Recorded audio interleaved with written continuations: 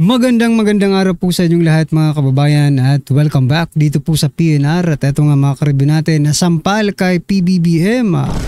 Nako, ala pati kuwa kasabwat, lagot na. Malala pa sa pork barrel scam, yan mga kababayan. Patungkol po riyan ang ating alamin at bibigyan ng komento ngayong araw na to. Pero bago pong lahat, kung bago ka pa lang at di pa po nakapag-subscribe sa ating munting channel, please don't forget to subscribe. At palike na rin po ng video ito. Maraming salamat po. At eto na nga, simulan na po natin to.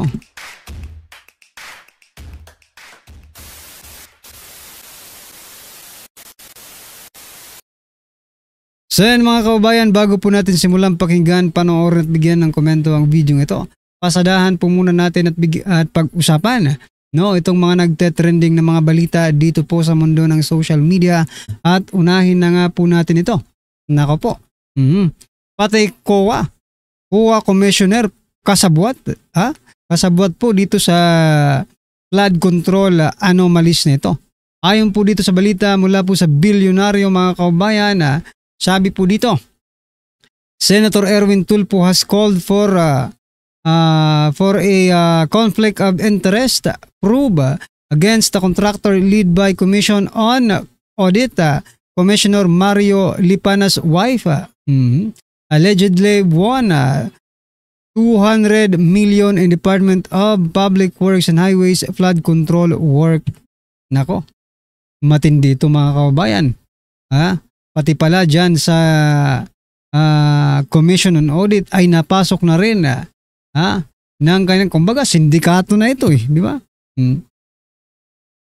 Sabi po dito ni Atty. Rowena Gonzon, imagine ang mga politiko na sumuporta sa party list ng asawa niya ay pwedeng mapagkunan ng kahit anong kapalit ang boto. Tama? Lahat ng project ng construction company nila ay cleared sa COA. Oo nga di ba? Lahat po, maging hindi po kapartido, no? For example, kakilala ng kanyang asawa, nilapitan yung kanyang asawa, parang pork barrel na rin, di ba? Yung nangyari kay Napoles, yung system, di ba? Yung sistema. Nako, dapat talagang imbestigahan rin itong commissioner ng COA, mga kababayan, sapagkat malaki pong problema yan, conflict of interest, di ba? Ay nako. Pati COA napasok na rin ng mga korap, no? Na mga taong gobyerno. Ano po ang inyong masasabi dyan mga kababayan?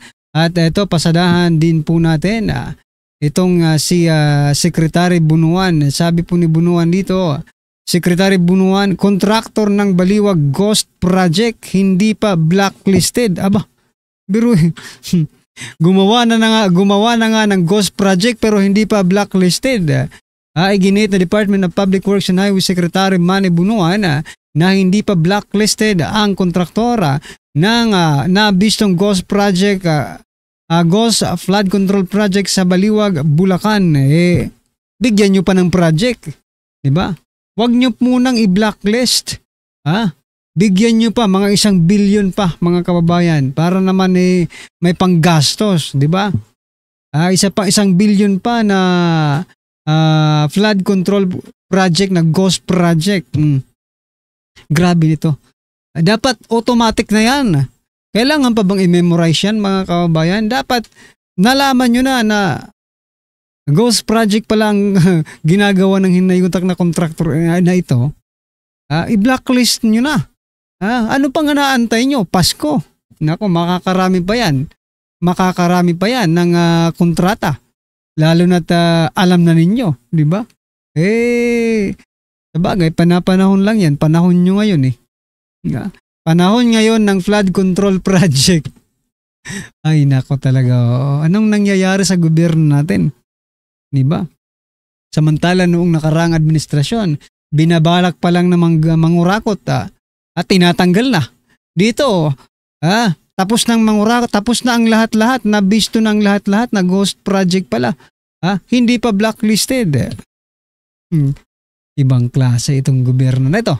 Anyway, ano po ang masasabi nyo dyan? At eto, pasadahan din po natin ito. Nako, 3 po tatlong kumandidatong senador noong 2022 nakatanggap umano ng mga contract, nakatanggap sa mga kontraktor ng flood control project. Nako, sino kaya ito? Na mga senador, mga kumandinatong senador noong 2022. Tatlo daw ito mga kabayan, sabi po ni George Garcia. Nako, bakit ngayon ka lang? Bakit ngayon ka lang? Bakit ngayon lang umaksyon si Garcia? Bakit ngayon lang siya umaaksyon ngayong nagkakabukuhan na? Diba? Para sabihin na malinis din sila. Baka mamaya sa katapos-tapusan ng eto opinion lang po yung COA nga na sana imposible nang maging sangkot sa flood control project mukhang kasabwat pa yata. Baka sa katapos-tapusan nito mga kabayan makikita po natin dito po sa investigasyon ito kasama pala ang COMELEC. Nako po, yari na. Di ba? Anyway, yan ay opinion ko lang mga ka-review natin kasi nga yung COA na siya nga dapat ang nag-audit pero kasama pala ito si Garcia ng COMELEC, baka may connection din. Nako po. Ayan ay opinion lang natin mga kababayan. Ano po ang inyong masasabi diyan? There is no impossible sa administrasyong ito. Alright, eto pa. Pasadahan po natin, ito ang matindi. Taob ang 2014 pork barrel scam dito po sa flood control project. Ayan anomalya sa flood control project, mas malala pa sa 2014 pork barrel scam ni Napoles. Pero teka lang.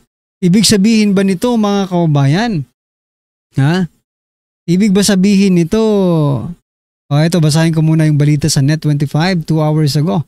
Sabi po dito, para kay Senator Panfilo Lacson, masasabing mas malala pa sa 2014 pork barrel scam ang naglabasang anomalya sa mga flood control projects na umaabot ng bilyong-bilyong piso ang halaga.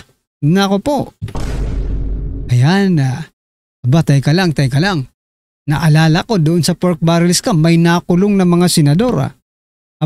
Kung mas malala po ito, Senator Ping Lacson, kung mas malala po ito doon sa 2014 na pork barrel scam, baka hindi lang senador, hindi lang kongresista, hindi lang mga kontraktor, ang makikita nating papasok sa huyo. Diba? Mas malala raw Pag sinabi mong malala, mas malala rin ang mga papasok ng mga personalidad dyan. At yan po ang aabangan natin mga kababayan. Ang pagpasok ng isang congressman, ang pagpasok ng isang kontraktor, ang pagpasok ng isang senador, na mga kasabwat dito sa flood control projects na ito. Maging sino man kayo. Kailangan nyong managot sa taong bayan pagkat pera po yan. Yang bilyong-bilyong pisong inilaan dyan sa flood control projects ay galing po yan sa pawis at dugo ng taong bayan. Kaya maghinay-hinay naman kayo. Maawa kayo sa bilyones ng taong bayan. Talaga gusto nyo, kayo lang ang nakikinabang No, anyway mga karibin natin, ano po ang inyong opinion dyan? Comment nyo na lang at eto, pasadahan na po natin ang video ito. Bigyan po natin ng reaksyon. Eto na po. Ng mga flood control na overwhelm lang. Many months later. Yung makita. Kahit isang Walang makita. Kulang ang kita ng gobyerno para pondohan ang mga programa para sa 2026. Isang solusyon, umutang na naman. Utang na naman. Kasi parang sa digmaan lang ito if you are not complete with ammunition. How do you think you are able to survive the battle we call tourism? We have nothing but a plastic bullet, Senator. That's not good enough, Madam Secretary. Ito, itong si Bongbong Marcos, kinain rin ang kanyang mga sinabi noon. Okay? Ang sinabi niya na 5,500 flood control projects, nandyan yan lahat. na overwhelm lang yung flood control. Pero ngayon, sa media, anong sinasabi niya? Wala akong nakita kahit hollow blocks. Yan kasi ang problema, Mr. President, na nag-una kang nagmamayabang. Di ba? Tapos ito pa mga kabayan, may isang congressman, no, na sabi niya, naku, bakit naman puro flood control sa flood control niyo sinisisi yung pagbaha? Hindi ba dapat sinisisi rin niyo yung volume ng ulan, na tinitingnan dapat daw yung volume ng ulan? Nako po. Tingnan niyo itong nakalimutan ko lang yung pangalan nitong kongresista na ito, mga kabayan. Tingnan niyo, mag-isip itong mga ito, no? Tingnan mo sa flood control projects, billions of money mula po sa tax ng bawat isang Pilipino ang ginamit po doon. Ngayon, no? Kung ganun pa rin, no? There is no flood control. Wala talaga, di ba? Walang pinagkaiba sa meron at walang flood control. Aba, ibang usapan po 'yun. Kailangan po talagang imbestigahan 'yan kasi isipin mo, meron or walang flood control project. Ganon din ang baha, di ba? Kung may flood control projects tapos binaha 'yan, pero hindi naman gaano ganon kataas at saka katagal, di ba? Kasi may flood control nga. Yun, katanggap-tanggap yun. Pero kung gumastos ng bilyones tapos ganun pa rin, walang nangyayari, aba. Malabnaw rin yung utak ng congressman na ito Mamaya, pag-usapan natin yan patungkol dyan kay Bongbong Marcos, sinabi niya. Ito, pag-usapan rin natin itong balak na naman ng administrasyong Marcos na uutang. Kasi kulang raw ang kita ng gobyerno, kaya ang solusyon nila, umutang na naman. My God! Hindi ba pwede magtipid muna tayo? Diba? Mga kababayan, kung kulang po ang kita ng ating bansa, hindi ba pwedeng magtipid na muna tayo? Kung baga sa isang pamilya, mga kababayan, diba? Pag walang-wala talaga, tubig at asin lang muna. Pwede na yan. Diba? Tubig at asin lang muna tayo, mga kababayan. Magtipid-tipid naman tayo. Hindi porket kulang ang kita ng ating bansa, iuutang kayo. Alam nyo na nga pong kulang ang kita ng ating bansa. Ngayon, kung utang kayo ng utang, mas lalong mababaon po ang ating bayan. Diba? Mag-isip naman po kayo. Diba pwede nyong sabihin, teka lang, dahil mahina ang kita ng ating bansa, ngayong taon, tipid muna tayo, no? Wala munang proyekto. Magtipid-tipid muna tayo. Sweldo lang muna, sweldo. Para naman sa susunod na mga taon, makabawi na tayo. Hindi yung sinusulit nyo, sinusulit nyo po yung 6 years ninyo sa pangungutang. Nako. Wala namang katapusang utang ito. Mamaya pag-usapan natin yan. At last but not the least, maganda po ang talakayan ni Senator Marcoleta at ang kanilang resource person na itong si Secretary Frasco dito sa tourism. Okay? Sa Department of Tourism, nagtataka itong si Senator Marcoleta, bakit noon ang budget ng Department of Tourism ay 1 billion pesos at ngayon 100 million na lang ang kanyang budget. Kasi po, marami pong nagtatanong dito. Para sa akin, hindi talaga sapat ang 100 million. Ipopromote mo ang Pilipinas sa mahalagang 100 million? Kulang na kulang po yan. Remember na, imagine yung islands ng bansang Pilipinas, 7,107 yan. Tapos dito, 100 million. Paano? Alam mo naman, sa 100 million na yan, may pasaswelduhan ka pa dyan ng maraming tao. Buti na yung una, 100 billion. Yun pala. Alam naman natin, di ba, yung asawa nitong si Cristina Frasco. Di ba? May conflict sila doon sa House of Representatives ng si Jude Frasco at ito si Martin Romualdez. So, yan ang sabi ni Marcoleta. Ano ba ito? Napupolitika na naman? Napupolitika talaga? Mamaya panoorin natin, mahalaga po yung mapakinggan natin ang punto ni Marcoleta dito. Ayan, good job sa iyo, Senator Marcoleta. At talagang in-expose mo ang kapalastugan itong si Tambaluslos. Okay, so yun po ang mga pag-uusapan natin, mga maiinit na balita ngayon, no? Abang-abang kayo kasi lahat ipapakita ko at itatalakay natin ito. Pero bago na guys, kakalat. Okay, para lang news. Subscribe. Programa natin. Alamin sa agenda report ni Sujin Kim. Balak na namang umutang ng pamahalaan. Nakaambang umutang ang Pilipinas ng halos 2.7 trillion pesos para mapunan ang fiscal deficit na 1.6 trillion pesos para sa budget sa susunod na taon. Because kulang ang ating revenues para matugunan yung nasa budget natin. Again, yung utang na yan will make sure na makakarating, sustainable, at makakarating doon sa mga programang mataas ang productivity. Ayon sa report, karamihan ay uutangin mula Mataas ang productivity mga kababayan. Pang-aayuda yan eh. Di ba yung project nila puro pang-aayuda? Uutang na naman sila para mang-ayuda.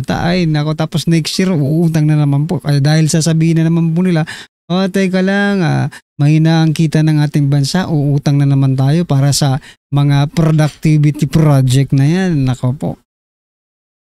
sa domestic firms, habang mahigit 20% ay sa foreign firms. Tinatayang 30% ng kabuoang budget sa 2026 ay mapupunta sa pagbabayad ng utang ng gobyerno. Mahigit 1 trillion pesos ang pantustos sa principal payment at halos 950 billion pesos naman para sa mga interest payment. Oo, kaya yan mukhang malaki dahil compounded. Compounded yan, binabayaran natin yung mga nakaraang taon. Dahil dito, inaasahan. So yan mga kabayan, alam nyo na kung bakit malaki ang utangin nila dahil yung mga utang nila nung mga nakaraang taon ay ito po ang ibabayad nila doon. So meaning, nagsisinungaling. Sabi niya kanina, ay mapupunta sa mga productivity project. Ayun pala, ibabayad pala doon sa mga nakaraang utang natin. Kaya malaki ang Nako, niloloko nyo ang taong bayan dito. Sahang lalaki pa ang national debt at posibleng umabot sa mahigit 19 trillion pesos sa pagpasok ng 2026. Pero giit ng DBM, ang incremental increase ng pag-utang ay nasa single digit na lamang ngayon. Kumpiyansa rin sila sa debt to GDP ratio ng bansa. Ayon kay Pangandaman, hanggat lumalakas ang ekonomiya, kayang bayaran ng bansa ang mga utang nito. Para sa agenda, kaya uutang sila kasi kaya rin naman ng babayaran yung utang. Ano sa totoo lang, kawawa ang next president natin. Yun lang ang masasabi ko dito. Kasi po, sa tingin ko uutang na naman sila. Kasi palpak yung paggasta nila sa nakaraan. Di ba yung nakaraang taon, umutang rin tayo. Ngayon, uutang na naman sila. Yun ang plano nila. Di ba? Hanggang sa last term ito, puro utang mga kababayan. Di ba? Kasi, parang tinatapalan mo yung mga nakaraang utang na hindi, mga deficit, di ba? Babayaran mo yun, tapos uutang ka na naman. Parang, parang yung ordinaryong Pilipino lang na nangutang sa Bombay, 'di ba? Uutang ngayon. Kasi boss, baka pwede baka sunod na linggo pwede nang na lang uutang ako ulit tapos babayaran ko yung 1 week, 'di ba? Parang ganun, 'di ba? Yun po yung nangyayari ngayon sa ating bansa, Uutang, pambayad utang, ang matitira, yun ang paghahati-hatian ng mga buhaya. Naku po, ano po ang inyong opinion, reaksyon patungkol po dito mga kababayan? Comment nyo na lang po sa baba para at least alam po ng ating mga kababayan ang inyong opinion. Maraming salamat po.